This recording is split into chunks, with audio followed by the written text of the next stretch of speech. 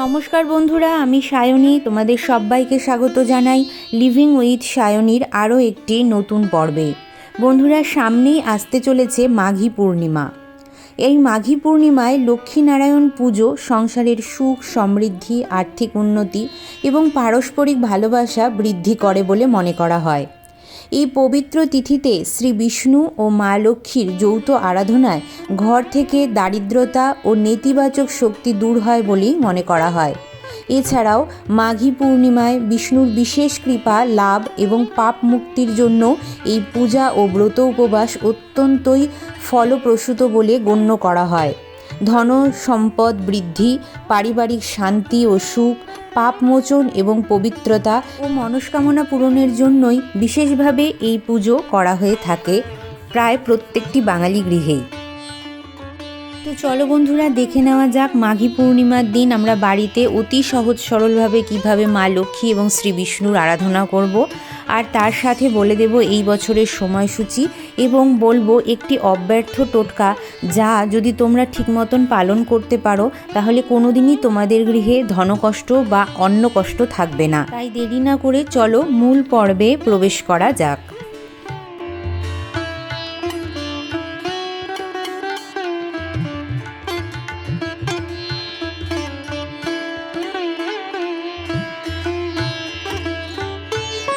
এই পূজা যেমন সান্ধ্যকালে করা যায় তেমন সকালবেলায় স্নান সেরেও তোমরা করতে পারো।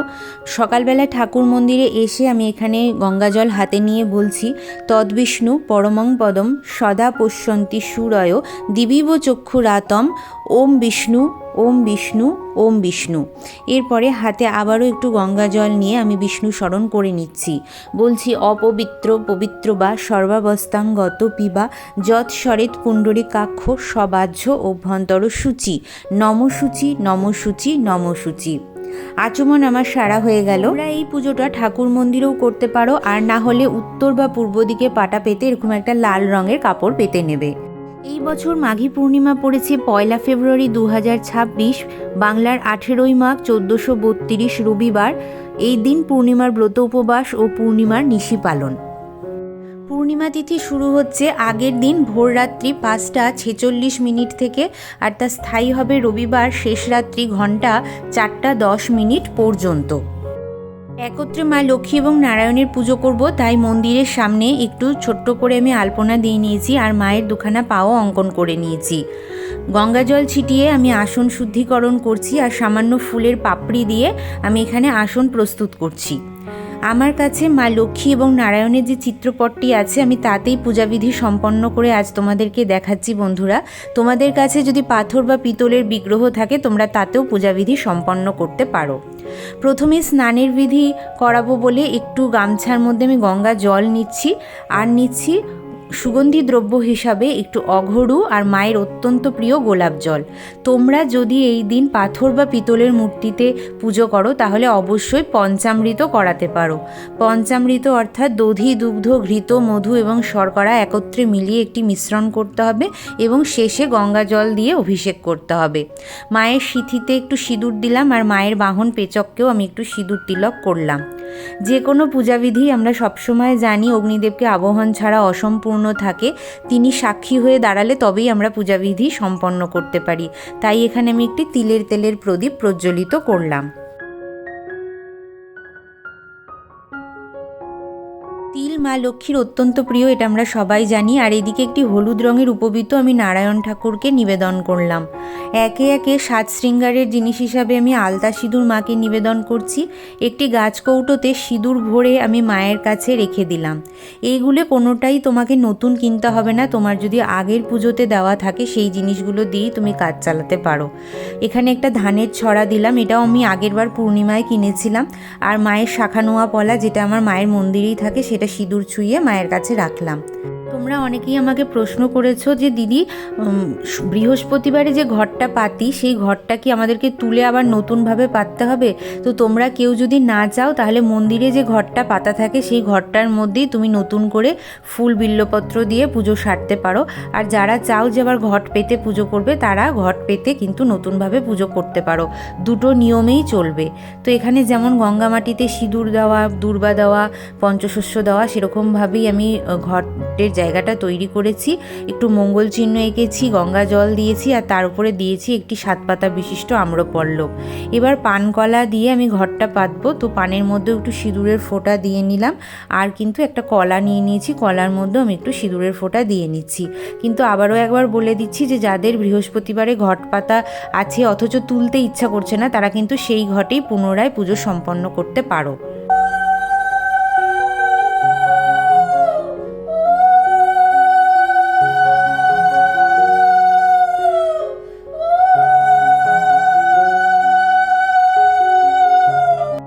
ঘট আচ্ছাদন হিসাবে নতুন গামছা দিলাম, তোমরা নতুন চেলিও দিতে পারো, আর চাঁদমালাটা অপশনাল, কেউ যদি না পাও না দেবে।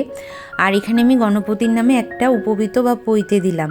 ঘটের পাশে আমি একটা জলশঙ্খ স্থাপন করব, আর ঘটের মধ্যে কিন্তু সমস্ত দেবদেবীর প্রাণ প্রতিষ্ঠিত থাকে, তাই তাকেও একটা মালা আমি পরিয়ে দিচ্ছি। ঘটের পাশে আমি একটা জলশঙ্খ স্থাপন করে দিচ্ছি। সত্যনারায়ণ পুজোটা দেওয়ার পরে তোমরা অনেকেই বলেছিলে সেই চিত্রপটেই তোমরা লক্ষ্মীনারায়ণ পুজো করতে পারবে কি না। তো যাদের যা প্রশ্ন ছিল আমার মনে হয় আজকে আমি সেগুলো একদম তোমাদেরকে উত্তর দিতে পেরেছি। যারা সত্যনারায়ণ পুজো করবে তারা ওই পূজা বিধিটা দেখে নেবে, আর যারা লক্ষ্মীনারায়ণ পুজো করতে চাইবে তারা এই পুজো বিধি দেখে নিজের পূজা সম্পন্ন করবে।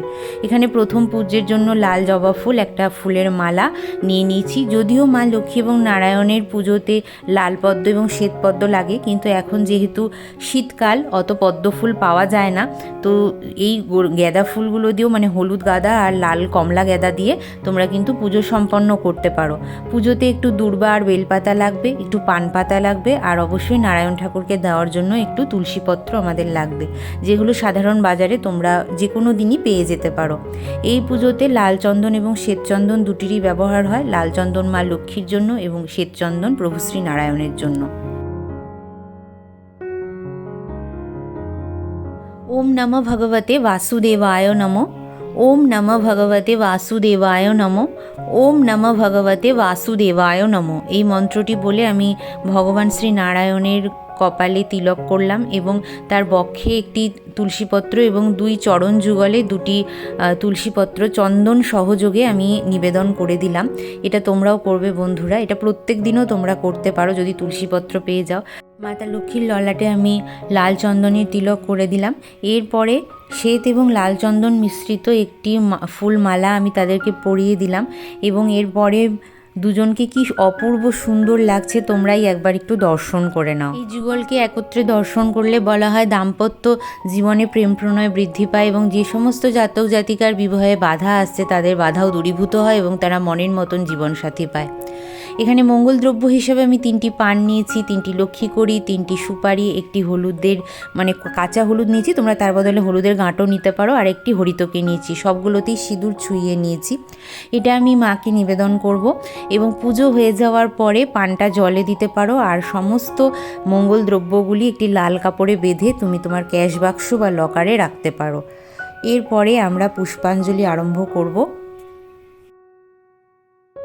হাতে লাল জবা ফুল এবং দূর্বা নিয়ে প্রথম পূজ্যকে আমরা প্রথমে পুষ্পাঞ্জলি দিচ্ছি। ওম গাং গণপতায় নমঃ, ওম গাং গণপতায় নমঃ, ওম গাং গণপতায়ে নমঃ। এই মন্ত্রটি বলে আমরা পুষ্পাঞ্জলি নিবেদন করলাম। এরপরে ওম শ্রী শ্রী পঞ্চদেব দেবীভ্যো নমঃ, এই মন্ত্রটি 3 বার মনে মনে বলে নিয়ে আমরা ঘটে পঞ্চদেবতাদের নামে পুষ্পাঞ্জলি দিয়ে নিচ্ছি। নমস্তে সর্বদেবনাং বরদাসী হরিপ্রিয়ে ইয়াগতিস্তং প্রপন্নানং সা মে ভুয়াত্ম দর্জবাদ। এই মন্ত্রটি বলে আমরা সর্বপ্রথম মা লক্ষ্মীর পুষ্পাঞ্জলি দেব। শ্রীনারায়ণের পুষ্পাঞ্জলি দেওয়ার আগে অবশ্যই মা লক্ষ্মীর পুষ্পাঞ্জলি দেবে, এতে শ্রীনারায়ণ অত্যন্ত প্রীত হন। তো এই মন্ত্রটি তুমি একবার বলে মায়ের পায়ে পুষ্প নিবেদন করবে, এবং এরপরে আমরা শ্রীনারায়ণের পুষ্পাঞ্জলি দেব। ওম ত্রৈলোক্য পূজিত শ্রীমান সদা বিজয় বর্ধন শান্তিন কুরু গদা পানে নারায়ণ নমস্তুতে। এই মন্ত্রটি বলে আমরা শ্রী বিষ্ণুকে পুষ্পাঞ্জলি দেব। এরপরে আমরা একে একে প্রণাম মন্ত্র বলে নেব। বিশ্বরূপস্য ভর্জাসে পদ্মে পদ্মালয়ে শুভে সর্বতো পাহি মাং দেবী মহালক্ষ্মী নমস্তুতে। ওম নম ব্রহ্মণ্য দেবায় গোব্রাহ্মণ্য হিতায় চ জগদ্ধৃতায় কৃষ্ণায় গোবিন্দায় নমো নমঃ। পাপোহং পাপকর্মহং পাপত্মা পাপ সম্ভব ত্রাহি মাং পুণ্ডরীকাক্ষ সর্ব পাপ হর হরি। মা লক্ষ্মী যেহেতু সৌন্দর্য বেশি পছন্দ করে, তাই তার মন্দিরটা একটু ফুল দিয়ে সুন্দর করে এই দিন সাজানোর চেষ্টা করবে।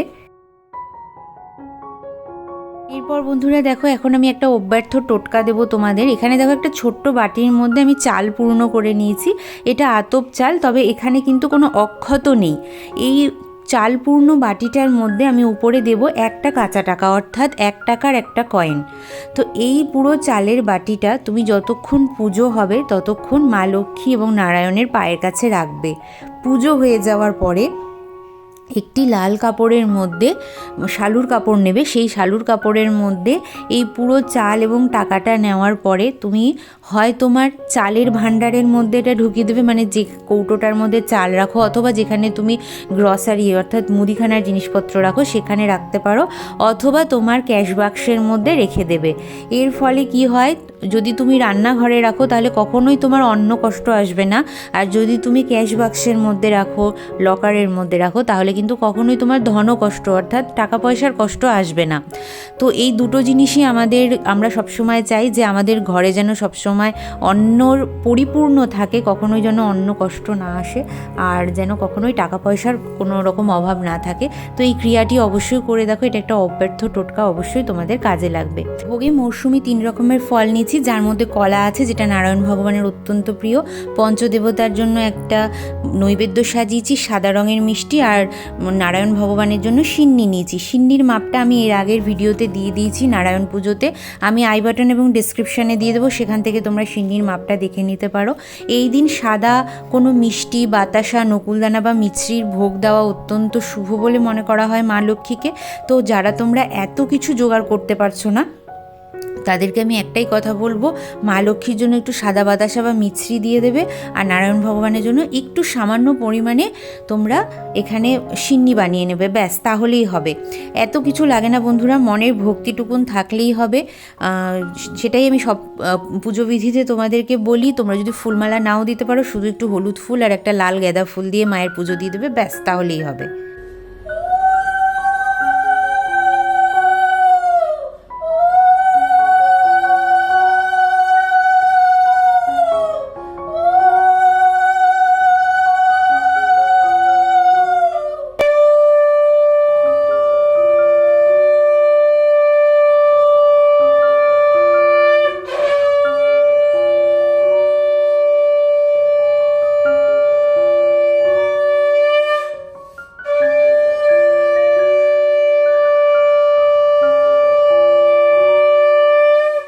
চলো বন্ধুরা, এই ছিল আমার মাঘী পূর্ণিমার অতি সহজ সরল লক্ষ্মীনারায়ণ পূজাবিধি।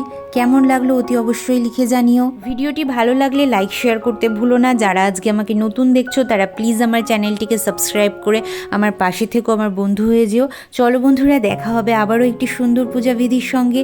তোমাদের সকলের গৃহে শ্রী লক্ষ্মী এবং নারায়ণের কৃপাদৃষ্টি থাকুক, এই কামনাই করি।